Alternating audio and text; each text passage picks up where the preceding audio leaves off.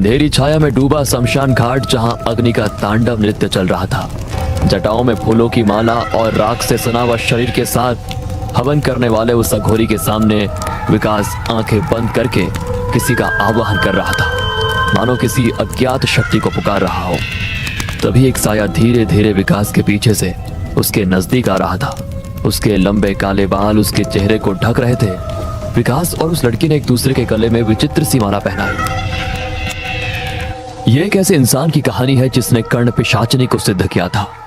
महाराष्ट्र के ठाणे जिले का मूल निवासी विकास शिंदे ड्राइवर की नौकरी करता था।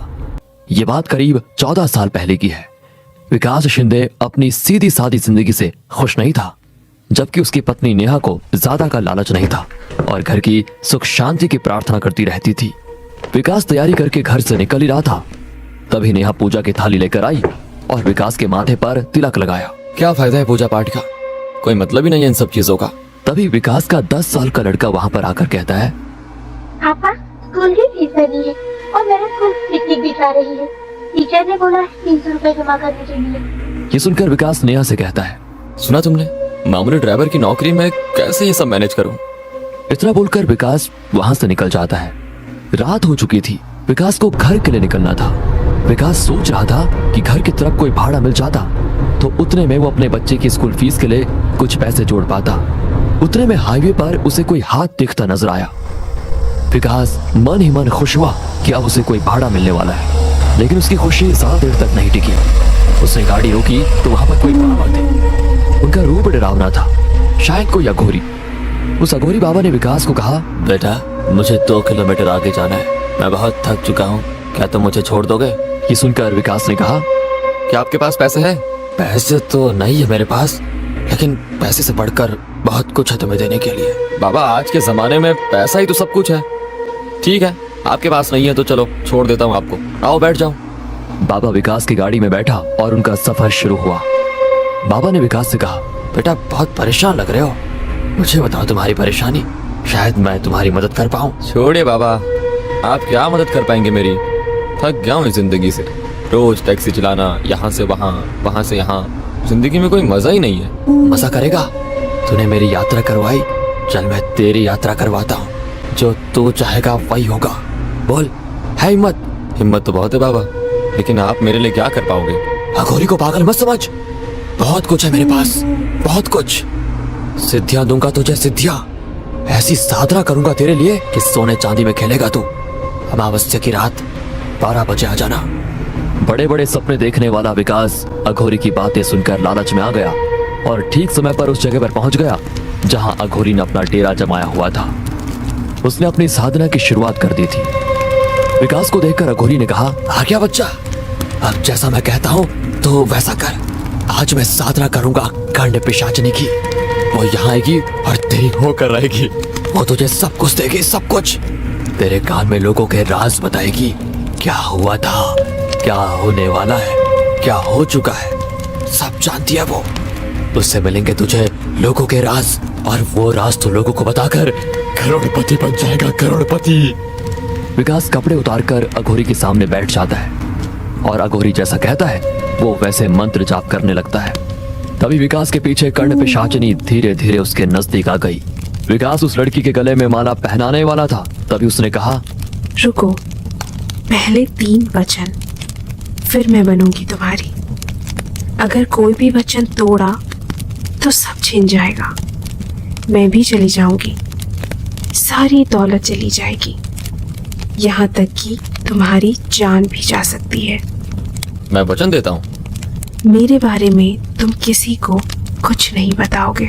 मैं वचन देता हूँ, पत्नी की तरह सिर्फ मुझे ही संतुष्ट करोगे, सिर्फ और सिर्फ मुझे, और वो भी जब भी मैं चाहूँ। मैं वचन देता हूँ। तीसरा और आखिरी वचन, मुझे कभी अनसुना नहीं करोगे, मुझे छोड़कर कभी नहीं जाओगे। मैं वचन देता हूँ। इतनी बात कहकर विकास ने उसे एक विचित्र सी हड्डियों की माला पहनाई। कर्ण पिशाचिनी ने अपने हाथ आगे किए तो उसके हाथ में अचानक से वैसे ही माला प्रकट हुई। उसने माला विकास को पहनाते हुए कहा, अब मैं तुम्हारी हुई, मरते दम तक। विकास अब टैक्सी के पास आकर रुका। कर्ण पिशाचिनी भी उसके साथ खड़ी थी। तभी एक बड़ी सी कार विकास के पास आकर रुकी। उसके ड्राइवर ने विकास से पूछा, सर गोरेगांव जाने के लिए कैसे जाना होगा? मैं रास्ता भटक गया हूँ। ड्राइवर कुछ कह रहा था।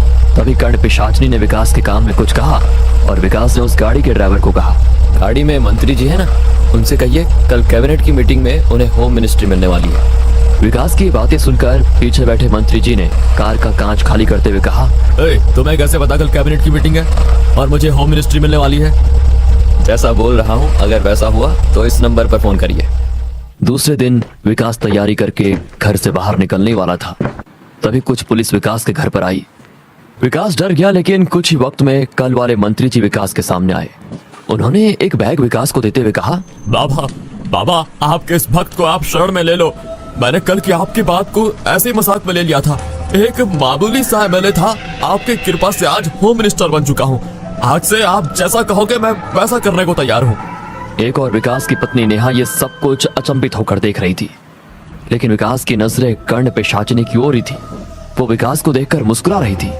जैसे ही मंत्री जी विकास के घर से निकले तो विकास ने बैग खोला। उसमें 1 लाख रुपए कैश थे। ये देखकर विकास ने नेहा से कहा, देखा, अब हमारी सारी गरीबी खत्म। ये तो कुछ भी नहीं है, अभी तो और आएंगे।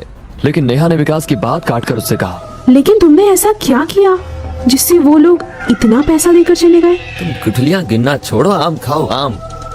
इतना कहकर विकास अपनी टैक्सी लेकर निकल गया। टैक्सी में विकास के साथ कर्ण पिशाचिनी भी बैठी हुई थी।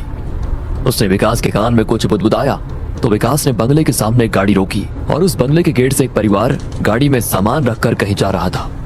तभी विकास ने जोर से चिल्लाते हुए कहा, मत जाओ, अगर जाओगे तो तुम्हारी मृत्यु निश्चित है। जाना ये तो कल जाना। ये सुनकर गाड़ी में सामान रखने वाला आदमी गार्ड को बोलता है, अरे कौन है ये पागल? हाँ हटाओ इसे यहाँ से।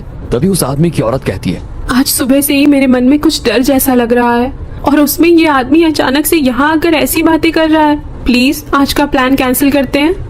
इतना कहकर वो घर में चले जाते हैं। रात हो चुकी थी। विकास घर आया। उसने नेहा से कहा, खाना परोसो। नेहा और विकास खाना खा रहे थे।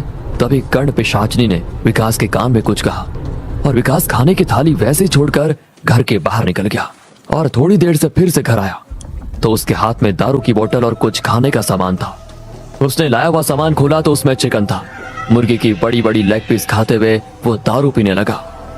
ये सारा नजारा नेहा अचंभित होकर देख रही थी। नेहा ने विकास से कहा, आपने दारू पीना कब से शुरू किया और इस तरह से खा रहे हो जैसे कोई जानवर खाता है? उसकी बात सुनकर विकास उठा। उसने नेहा को जोर से थप्पड़ मारा और कहा, तू मुझे किसी चीज के लिए नहीं रोकेगी और रोका तो तेरा यही हाल करूंगा मैं। एक और बात, आज से तो दूसरे कमरे में सोएगी। दीवार के पास पड़ी नेहा ये सब कुछ देखकर रोने लग जाती है। सुबह हो गई थी।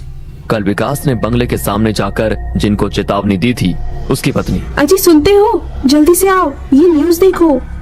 दोनों सोफे पर बैठकर न्यूज देख रहे होते हैं। भारत का यात्री प्लेन हुआ क्रैश, अब तक 30 लोगों की लाशें हुई बरामद। दोनों ये न्यूज देखकर चौंक जाते हैं और विकास के घर का पता लगाने के लिए गार्ड को भेजते हैं। विकास तैयारी करके अपने सोफे पर बैठा था।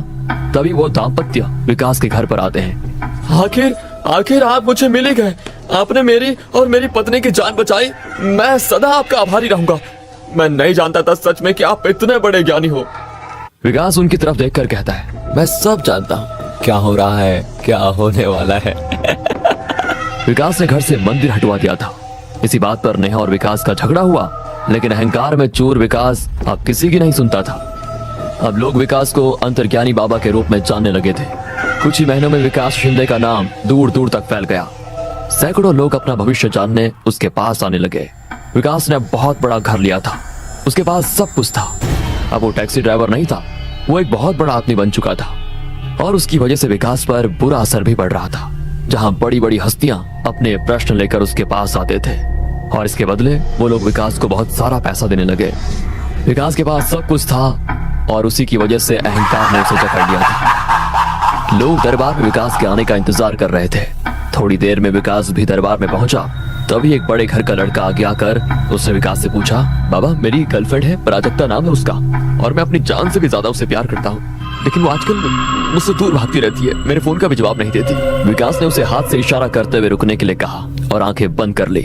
जैसे ही विकास ने अपनी आंखें बंद कर ली, कर्ण पिशाचिनी उसके कान में कुछ फुसफुसाई और विकास ने उस आदमी से कहा, तुम मुझसे जान से ज्यादा प्यार करते हो तो ये निकिता के साथ क्या करते हो? दो गर्लफ्रेंड, जिंदगी के मजे ले रहे हो? ये सुनते ही उस लड़के के होश उड़ गए। उसने विकास से पूछा, बाबा ये आपको कैसे पता? मुझे सब पता है, अंतर्ज्ञानी हूं मैं। दौलत के लिए उससे प्यार करता है ना, चिंता मत कर, वो जल्द ही मरने वाली है और उसके नाम पर जो प्रॉपर्टी है वो तेरे नाम हो जाएगी। लेकिन हाँ, उसका आधा हिस्सा मेरी दान पेटी में डालना मत भूलना। अपनी बात को जारी रखते हुए विकास ने मौजूद लोगों से कहा, सब घर जाओ यहाँ से, अब कल आना। तभी उसके बाजू में खड़ी कर्ण पिशाचनी विकास के कान में कुछ कहने लगी तो विकास ने घमंड में आकर उसे रोका। जैसे ही विकास ने उसे रोका, कर्ण पिशाचनी अपने असली रूप में आई और उसने विकास को कहा, मैंने तुम्हें वचन मांगा था, तुम कभी मुझे अनसुना नहीं करोगे। तुमने वचन तोड़ा है, इसका परिणाम तुझे भुगतना पड़ेगा। इतना कहकर वो जोर जोर से विकास के कानों में हंसने लगी और चीखने चिल्लाने लगी। विकास ने अपने कान बंद कर दिए, लेकिन उसकी हंसी की आवाज इतनी जोर जोर से विकास को आ रही थी कि विकास के कानों से खून निकलने लगा और वो वहीं बेहोश होकर नीचे गिर गया। नेहा, विकास की पत्नी, उसे कर्ण पिशाचिनी के बारे में अंदाजा हो गया था। उसने उस अघोरी बाबा को अपने घर में बुलाया जिससे विकास ने सिद्धि प्राप्त की थी। उस अघोरी ने नेहा से कहा, बेटी, तेरे पति को बहुत ज्यादा पैसा बहुत जल्दी कमाना था, अब बुलाओ उसे। अघोरी विकास को बेड पे खड़ा देखता है और उसे कहता है, क्या बच्चा, कहाँ गई तेरी हिम्मत?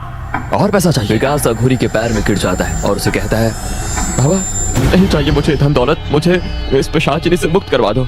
मैं किसी चीज के लिए लालच नहीं करूंगा कभी भी। अघोरी फिर हवन की तैयारी शुरू करता है। जमीन पर एक रिंग जैसा यंत्र बनाता है। नेहा और विकास को उसके बीच बैठाकर कहता है, ध्यान से सुनना, जब तक हवन पूरा नहीं होता तुम किसी भी हाल में इस यंत्र से बाहर मत निकलना। हवन शुरू होते ही कर्ण पिशाचिनी वहां पर आ जाती है और विकास को डराने की कोशिश करते हुए बोलती है,